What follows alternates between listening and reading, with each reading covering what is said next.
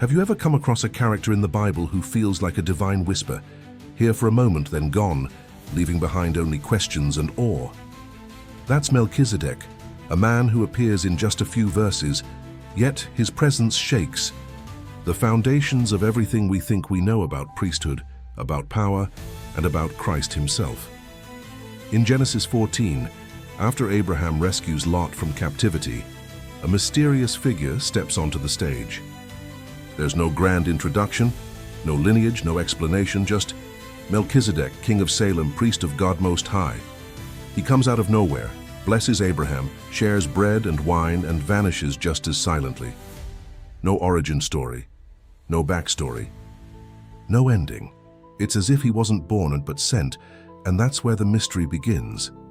In a book filled with genealogies, where the ancestry of every major figure is laid out in detail, Melchizedek breaks the pattern completely. It's almost as if God wanted us to stop and notice. Why is this man's past a blank page? Why does the Bible say nothing about his parents, his tribe, or his descendants? Why does it feel like he belongs to another world? This isn't just a narrative gap, it's a divine design. The writer of Hebrews would later explain this silence as symbolic. Melchizedek, without beginning or end, without father or mother, was made to resemble the Son of God. In other words, he wasn't the Son, but a living foreshadow, a prophetic shadow walking through history. God placed him like a marker, an echo of Christ long before Bethlehem. And it makes you wonder, how many times has God sent glimpses of glory into the world without explanation? How often does heaven intersect with earth? And we miss it because it doesn't come with fanfare. Melchizedek reminds us that the most powerful revelations sometimes come in whispers, not shouts, in brief encounters, not long narratives. And, though we long for answers, who he was, where he came from, what happened to him, perhaps the silence is the answer. Maybe mystery is part of God's message, because Melchizedek doesn't exist to satisfy our curiosity.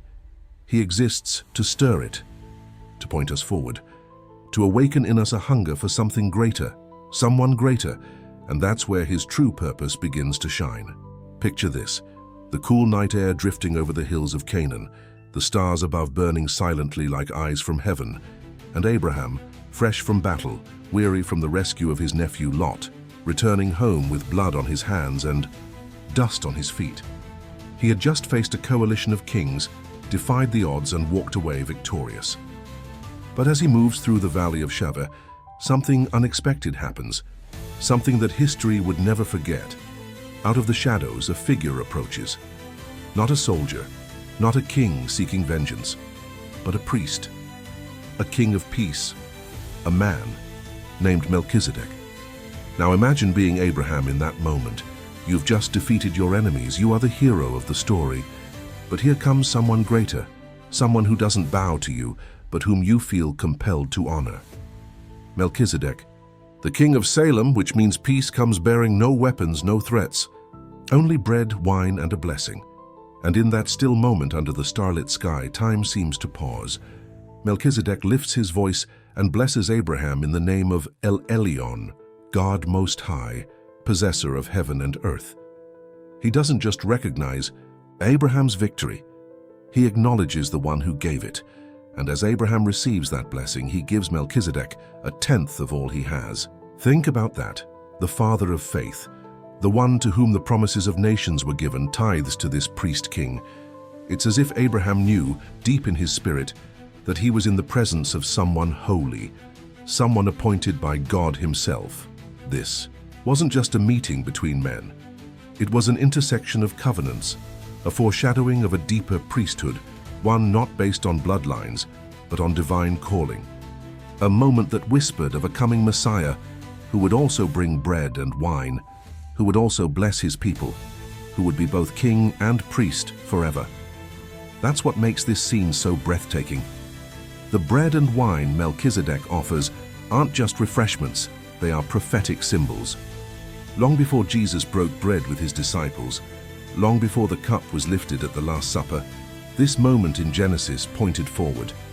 It was heaven's preview of the new covenant hidden in plain sight. And what about Salem? Many scholars believed Salem would one day become Jerusalem. So Melchizedek, the king of peace and priest of God Most High, ruled from the very place that Jesus would one day die and rise again. Under the stars that night, two worlds collided, the seen and the unseen, the present and the prophetic. Abraham met more than a man. He met a mystery wrapped in divine purpose. And through this quiet yet powerful encounter, we begin to see the fingerprints of God gently shaping the storyline of redemption, long before the cross. Now let's take a moment to slow down and truly absorb what just happened in that sacred meeting. Because what Melchizedek brought to Abraham wasn't just nourishment for the body, it was a mystery, a prophetic act wrapped in simplicity. He brought bread and wine, and on the surface, sure, it may look like mere hospitality, but to the spiritually sensitive, this moment is overflowing with divine symbolism, bread and wine. Does that sound familiar? Thousands of years before Jesus would gather his disciples in an upper room, before he would break the bread and say, "This is my body," before he would lift the cup and declare, "This is my blood, poured out for you." Melchizedek was already holding those sacred elements. He was acting not only as a priest of the Most High God, but as a living shadow of what was to come. And it's not a coincidence. It's never a coincidence with God. The bread and wine that Melchizedek offers Abraham become a prophetic foreshadowing of the new covenant, a sacred preview of the eternal table that Christ would later set for all of humanity. You see, in this moment, Melchizedek isn't just feeding Abraham, he's spiritually ministering to him. He's saying, "Here, take and eat. You've been in battle. You fought and bled. But now be refreshed by the provision of God." And isn't that exactly what the gospel does?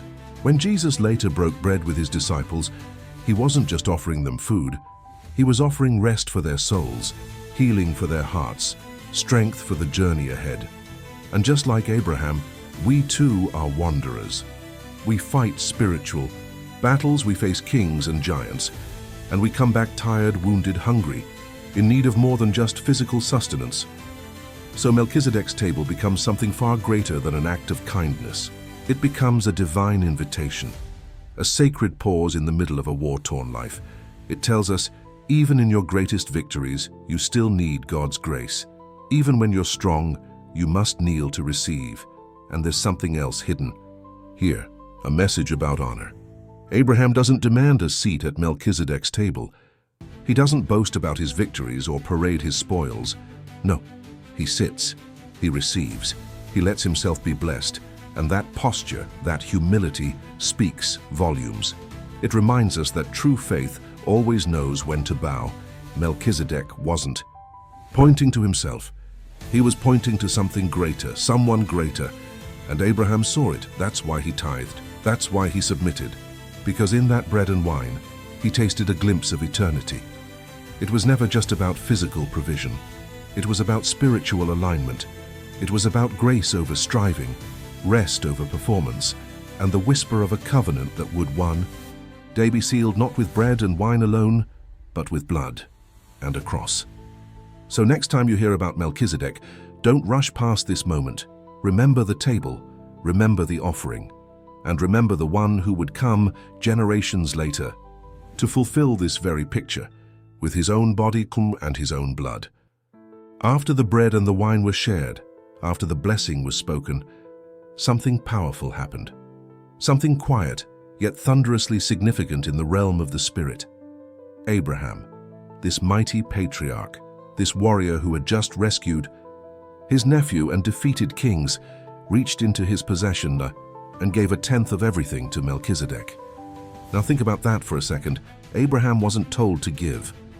There was no command. No law yet existed about tithing. This was before Moses, before Leviticus, before the 10 Commandments. There was no system in place, no temple, no priesthood of Aaron.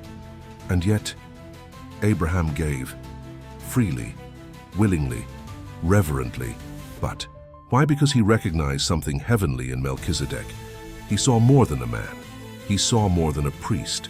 In Melchizedek, Abraham recognized divine authority. And this tithe wasn't about money or possessions. It was a gesture of honor, a spiritual acknowledgement that Melchizedek was greater. that his priesthood came from God, that what had just occurred wasn't just a social ritual, it was a holy encounter. And here's what makes this moment even more astounding. Abraham was the one with the promise.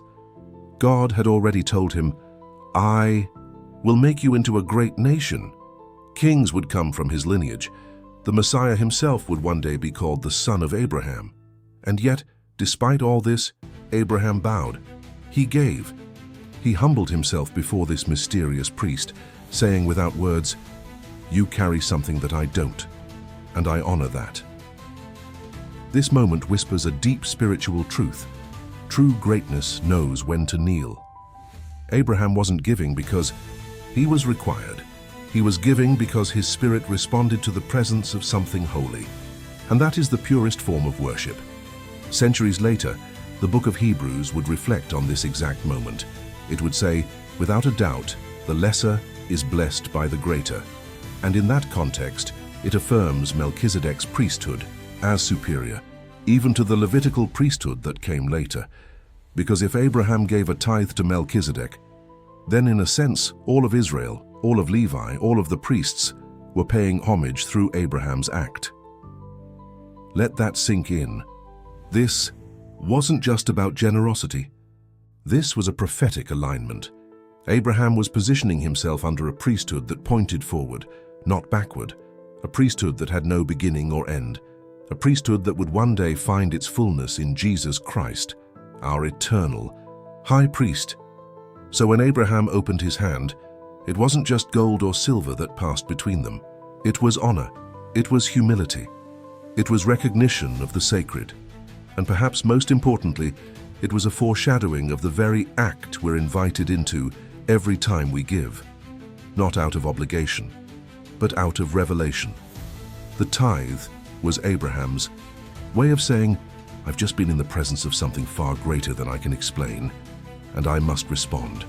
And maybe that's what worship really is, the heart recognizing glory and answering it with surrender. Now let's fast forward for a moment, thousands of years from that mysterious meeting in Genesis to the New Testament, specifically to the book of Hebrews, chapter 7. Because it's here that the veil is pulled back, and we're given a rare glimpse into just who Melchizedek truly was. And what we discover, it's nothing short of breathtaking. Hebrews says this, "Without father or mother, without genealogy, without beginning of days or end of life, resembling the Son of God, he remains a priest forever." Let that sink in. No father, no mother, no family tree, no birth record, no death record. Melchizedek simply appears and then disappears, like a divine shadow crossing the stage of history, just long enough to bless Abraham, receive a tithe, and leave us with questions that echo for centuries. Who is this man? Some believe Melchizedek was a symbolic figure, a real historical king whose story was later elevated to point toward Christ. Others believe he was more than a man, perhaps a theophany, a pre-incarnate appearance of Christ himself. After all, he is described as resembling the Son of God, and not the other way around. He doesn't resemble Christ, Christ resembles him. That's not a small detail, it's intentional. It means that in some divine mystery, Melchizedek's priesthood prefigures the eternal nature of Christ's own priesthood. He wasn't from the tribe of Levi. He couldn't have been. Levi wouldn't even be born for generations. So how could this man be a priest? Because his priesthood didn't come from ancestry. It wasn't inherited. It was ordained by heaven. And that's exactly the point the writer of Hebrews wants us to see. Under the Old Covenant, priests were appointed based on lineage. You had to be born into it. But Melchizedek, he breaks the system. He operates outside of time, outside of the rules, outside of human limitation. And that's why his story matters so much. Because Jesus, our high priest, is not a Levitical priest either. He too comes from another line, not from Aaron, but from Melchizedek. That changes everything. It means Christ's priesthood is eternal. It means he's not bound by the rise and fall of religious systems. He doesn't need to offer sacrifices year after year. He doesn't have to cleanse himself before entering the presence of God. He is the presence of God. And like Melchizedek, He has no beginning and no end. He didn't just take on the role of priest. He is the embodiment of priesthood itself. The bridge between heaven and earth, the one who mediates on our behalf, who blesses us, and who receives from us our worship. So when Hebrews points us back to Melchizedek, it's not just giving us a theology lesson. It's giving us a revelation. It's saying, look deeper, don't miss the connection. This mysterious figure from Genesis wasn't a random priest. He was a divine echo, a shadow of what was to come, a glimpse of the eternal. And in that moment you realize something powerful. The Bible isn't just telling stories, it's orchestrating a masterpiece, threading divine truth across time, connecting dots from Abraham to Jesus in a way only God could design. Melchizedek wasn't just a priest. He was a prophecy wrapped in mystery, waiting to be fulfilled in Christ. Now here's where the story gets even more intriguing, and frankly more mysterious, because when we look at Melchizedek, we're not just looking at a historical figure from the Old Testament, we're staring into something that feels eternal, otherworldly. And it raises a question that theologians, scholars, and believers have wrestled with for centuries. Was Melchizedek more than a man? Let's pause here and think this through. Genesis gives us almost no background, no lineage, no backstory, no origin. He appears, he blesses, he vanishes. That's it. Then, suddenly, in Hebrews, we're told that he is without beginning or end of days, and that he resembles the Son of God. That's not typical biblical language. That's heavenly language. So some have proposed that Melchizedek was more than a human priest or a noble king. Some say he may have been a Christophany, an Old Testament appearance of Jesus before the incarnation in Bethlehem. Others say he may have been an angelic being, sent as a divine messenger, too sacred to be fully revealed. And still others claim he was simply a man, but chosen and uniquely ordained to serve as a living prophecy, a symbol of the Messiah to... Come, let's break that down a bit. The idea that Melchizedek was a Christophany, that is, a pre-incarnate appearance of Christ, isn't as far-fetched as it sounds. In the Old Testament, God does appear in mysterious ways. Think about the angel of the Lord who spoke to Abraham, who wrestled with Jacob, who stood before Joshua with a drawn sword. These were no ordinary messengers. They spoke as God, not just for him. Could Melchizedek have been one of these appearances? After all, Hebrews doesn't say he was merely like a godly man. It says he resembled the Son of God, and it emphasizes his timelessness. That phrase, without beginning or end, is never used lightly. In Scripture, it belongs to God alone. It implies eternity, immortality, divinity. And let's not forget his role. He blesses Abraham, the father of nations, and receives a tithe from him. That's not a casual detail. In Jewish tradition, only someone greater can bless someone of lesser status. The fact that Abraham, the patriarch, tithes to Melchizedek and receives a blessing from him signals something massive. It suggests that Melchizedek stood in a higher spiritual rank, one that transcended even the chosen line of Israel. It's no wonder that Jesus is later described as a priest forever, in the order of Melchizedek. That statement ties Christ's eternal ministry not to the lineage of Aaron, but to this timeless figure, this mysterious king-priest who came out of nowhere and disappeared without a trace, yet left behind a legacy that pointed straight to the Messiah. And here's the beauty of the mystery. Whether Melchizedek was a Christophany, an angel, or a symbol, his identity doesn't diminish his purpose. It enhances it, because what matters most is not just who he was, but what he represents. A priest outside the system, a king of peace and righteousness, a foreshadowing of Jesus, and that should stir something in us, because it means the plan of salvation wasn't random, it wasn't reactionary. It was woven into history from the beginning, hidden in shadows, waiting to be revealed. And in the quiet appearance of this ancient priest, we catch a glimpse of that eternal design. Melchizedek may not have spoken many words, but through his silence, God was speaking volumes. Now let's pause for a moment and step into that sacred meeting between Melchizedek and Abraham. Picture the scene. The dust of battle still clings to Abraham's cloak. He's just returned from a daring rescue mission, bringing back Lot, his family, and all the captives. He's victorious but likely weary, and out of nowhere comes this priest-king of Salem, carrying bread and wine. At first glance, it may seem simple, just a generous gesture. Hospitality, maybe, a way to refresh a war-worn man. But nothing in the Bible is random.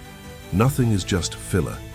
This moment is deeply symbolic, packed with meaning that stretches across centuries. All the way to the upper room of the Last Supper, Melchizedek brings bread and wine and offers them to Abraham, not just as physical nourishment, but as a spiritual act. He's not just giving Abraham a meal, he's giving him a blessing, a sacred seal of victory, of divine approval, of peace. And the choice of elements, bread and wine, that's not an accident. That's prophetic. Thousands of years later, Jesus would sit at a table with his disciples and do the very same thing. Bread, wine. But this time, he would lift them up and say, "This is my body, this is my blood." He would initiate the new covenant, the eternal priesthood, the fulfillment of everything Melchizedek foreshadowed. And that's what makes this moment between Abraham and Melchizedek so profound. It's as if God was already laying the groundwork for the greatest communion humanity would ever receive, a glimpse into the messianic mystery hidden in plain sight. Let's not rush past this. The bread and wine weren't just symbols, they were a message, a foreshadowing, a whisper of things to come, a preview of redemption. Abraham receives them in faith, just as we receive communion today. He doesn't question Melchizedek. He doesn't resist or hesitate. He accepts, because on some level, he recognizes that this is no ordinary priest. This is a sacred moment, a divine appointment. And in that exchange, Abraham aligns himself with something greater than a battlefield victory. He aligns with the eternal plan of God. Now think about the emotional and spiritual weight of that. How many of us walk through battles of our own, wounded, tired, even victorious, yet empty? And suddenly the King of Righteousness comes with bread and wine, with his body, with his blood. And he says, "Sit with me, let me nourish you, let me bless you."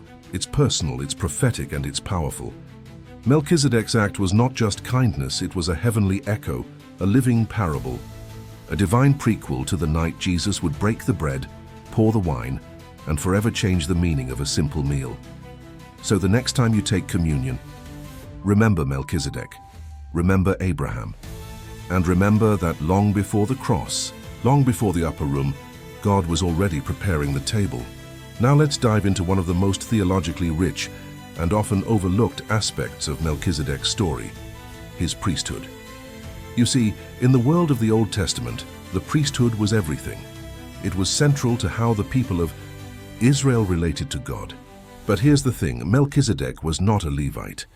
In fact, Levi wouldn't even be born for hundreds of years after his meeting with Abraham. So how can a man be a priest before the priesthood even officially existed? This is where the mystery deepens. Melchizedek's priesthood is what the Bible calls without genealogy. He has no recorded lineage, no beginning, no end, no father, no mother. It's as if he just appears, timeless, eternal, appointed directly by God, not by birthright or tribal descent. That puts him in a completely different category from the Levitical priests, who were bound by law, by bloodline, by ritual. Hebrews 7 dives into this powerfully. It draws a bold line between Melchizedek and the Levitical order, stating that Jesus himself is a priest, not according to the law of Moses, but according to the order of Melchizedek. That's huge. It means that Jesus' priesthood doesn't depend on lineage or law. It's greater, it's eternal, it's not limited by human systems or institutions. It's divine. And here's the beautiful part. Because Jesus is our high priest in the order of Melchizedek, that priesthood comes with direct access to God. No curtain, no earthly mediator, no temple sacrifice required, just grace poured out. Once and for all, let that sink in for a second. Under the old system, only a select few could enter the Holy of Holies, and even then, only once a year, and only with blood. But under Christ, the true Melchizedek, the veil has been torn. Heaven's throne room is now open to you, to me, to anyone who draws near through faith. Melchizedek's priesthood was a glimpse into a future freedom, a foreshadowing of a priesthood not built on rules, but on relationship. A priesthood where mercy triumphs over sacrifice, where righteousness and peace embrace. This is why Melchizedek matters so much more than just a curious footnote in Genesis. His appearance wasn't random, it was revelation, a flash of divine design breaking through the shadows of history. God was saying, a greater priest is coming, one who will never die, one who will never fail, one who will stand between heaven and earth forever. So when you feel unworthy to pray, when guilt whispers that you can't come close to God, remember this: your access isn't based on your performance, it's based on your high priest. And he doesn't serve by the old system, he serves by a higher one, the eternal priesthood of Melchizedek. Now we arrive at the heart of it all, the moment when mystery gives way to revelation. Everything we've learned about Melchizedek, the timeless priest, the king of righteousness, the bearer of peace, the one with no genealogy and no recorded death, it all comes to a stunning fulfillment in the person of Jesus Christ. This isn't just a theological observation, it's a divine design. The Bible wasn't dropping hints for the sake of curiosity, it was building a bridge through time. A shadow cast from eternity past to eternity future, and that shadow was shaped like a cross. Hebrews chapter 7 doesn't hold back. It draws the line in bold ink. Jesus is a priest forever, not after the order of Aaron, but after the order of Melchizedek. That means his priesthood isn't temporary. It's not limited by human weakness. It doesn't expire when the temple curtain falls or when the rituals grow cold. Jesus' priesthood is everlasting. He doesn't just offer sacrifices, he is the sacrifice once for all. Think about this. While the Levitical priests had to continually offer up blood, day after day, year after year, Jesus entered the heavenly sanctuary once with his own blood, and he sat down. That image alone should stop us in our tracks. He sat down because the work was finished. The priest who never dies sat down. The one who stands between us and judgment, between our guilt and God's grace, took his seat. In victory, Jesus didn't just resemble Melchizedek, he embodied him. Melchizedek blessed Abraham, and Jesus blesses us with every spiritual blessing. Melchizedek brought bread and wine, and Jesus broke the bread and poured the wine, saying, "This is my body, this is my blood." Can you feel the weight of that? The echo across the ages. And let's not miss this either. Melchizedek was both a king and a priest. In Israel, those roles were always separated. A king couldn't be a priest, and a priest couldn't be a king. But Jesus, he's both, crowned with glory, robed in righteousness, ruling with grace and truth. He reigns not just from a throne of gold, but from a cross of wood. He ministers not just with incense and robes, but with nail-scarred hands. That's why this connection matters so deeply. Melchizedek wasn't just an Old Testament curiosity. He was a divine preview of the one who was to come, the one who would change everything, the one who would not only bring us peace, but be our peace, the one who would not just point to God, but be God in the flesh. So when life feels uncertain and when guilt creeps in, when you wonder if God still sees you, still wants you, still loves you, remember this: your high priest is not bound by time. He's not limited by your failures. He stands forever in heaven, interceding for you with a love that never ends. He is Christ, the true Melchizedek. And in him the shadow becomes substance, the mystery becomes a message, and the story becomes your invitation to draw near. So now, after everything we've explored, the mystery of Melchizedek, the prophetic parallels, the breathtaking fulfillment in Jesus Christ, we arrive at the moment that truly matters most, the part where the story reaches out from the pages of Scripture and knocks gently at the door of your heart. Because here's the truth, this isn't just a history lesson, it's a divine invitation. You see, when Jesus became our eternal high priest, he didn't just secure a better covenant, he opened the way for us to enter into something we never could have earned on our own. He made access to God not only possible, but personal. And the most stunning part of all, he invites you into his priesthood. Peter 2:9 says it clearly. But you are a chosen people, a royal priesthood, a holy nation, God's special possession. That's not symbolic. That's not reserved for theologians or pastors or people who seem to have it all together. That's for you, right now, right where you are. Through Christ, you are no longer on the outside looking in. You are no longer bound by the limitations of your past, your failures, or your doubts. You've been called into something higher, something holy. You are invited into a relationship where you can minister to others, stand in the gap, pray with power, and live with purpose. And this changes everything, because being part of this eternal priesthood doesn't mean living perfectly. It means living in constant connection with the one who is perfect. It means waking up each day knowing that your prayers matter, that your faith moves mountains, that your life is no longer your own. It's part of a divine story being written by the hand of God himself. And maybe, just maybe, you needed to hear that today. Maybe you've been wandering in spiritual silence, wondering if God still sees you. Maybe you've disqualified yourself in your own mind. Maybe you've thought, there's no way someone like me could be used by someone like him. But the truth of Melchizedek's story and the truth of Christ's eternal priesthood says, otherwise, God chooses the unlikely. He redeems the forgotten. He raises up priests out of broken people and turns their scars into testimonies. So no matter where you've been, no matter what you've done, the invitation still stands. Come boldly. Come honestly. Come as you are. You are invited, not to a temple made of stone, but to a relationship built on grace. Not into a lineage of law, but into a life of love. Not to carry burdens, but to cast them on the one who already carried them for you. This is the beauty of the gospel. This is the power of the cross. This is the eternal priesthood of Jesus and your place in it. So now I ask you, will you step into it?